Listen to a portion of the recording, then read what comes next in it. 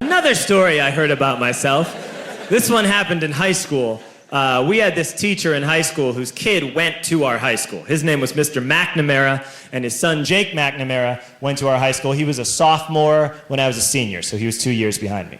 And Mr. McNamara was an asshole.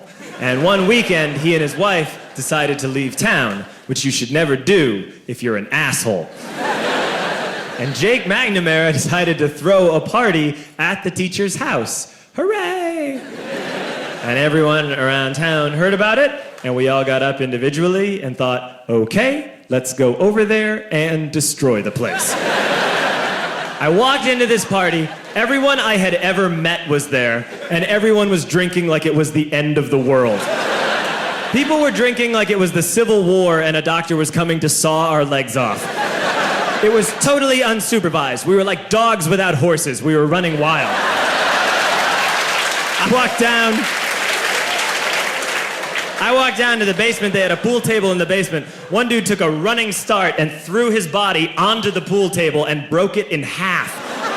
Another kid found out which room was Mr. McNamara's and went upstairs and took a shit on his computer. So the party was going great. I'm standing in the basement and I'm holding a red cup. You've seen movies. And I'm standing there and I'm holding a red cup and I'm starting to black out. And I guess someone said like, something, something, police. And in a brilliant moment of word association, I yelled, fuck the police! Fuck the police! And everyone else joined in. 100 drunk white children yelling, fuck the police. With the confidence of guys who have like already been to jail and aren't afraid of it anymore. You know, that like, I serve my nickel, you come and take me confidence. But white children. The reason someone had said something, something police was because the police were there. So a Chicago police officer walked down the stairs and got to the bottom in the basement and looked out over a sea of drunk toddlers yelling, fuck the police, in his face. And he was almost impressed. He was like, wow. And then he leaned into his walkie-talkie and went, get the paddy wagon. And my friend John, who is now a father, this man now has a baby, he grabbed a 40, smashed it on the ground, and yelled, scatter! And everyone ran in a different direction. We all ran in different directions. It was like that scene in Ratatouille when the humans come in the kitchen and all the rats go in different ways. We all ran in different directions. I ran into the laundry room and I jumped up on the washing machine and I crawled out through a window into the backyard, and now I'm running through the backyard and there was this big chain link fence and I thought, I've never climbed a fence that high before. And then I woke up at home.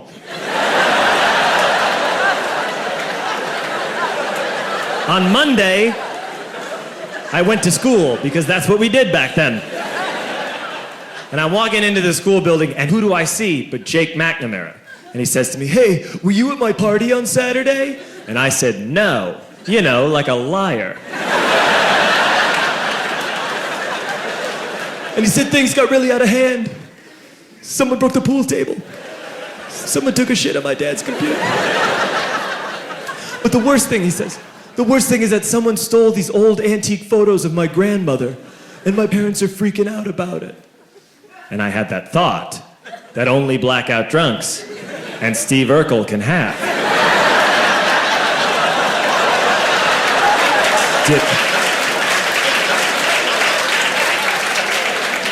Did I do that?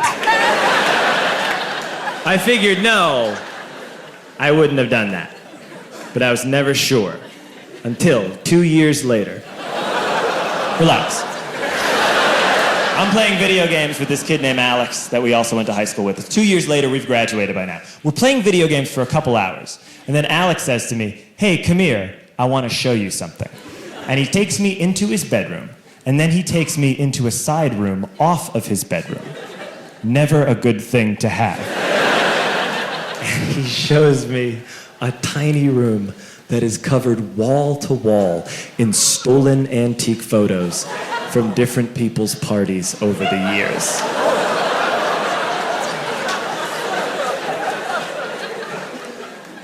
said, "Why? Why do you do this?" And Alex said, "Because it's the one thing you can't replace."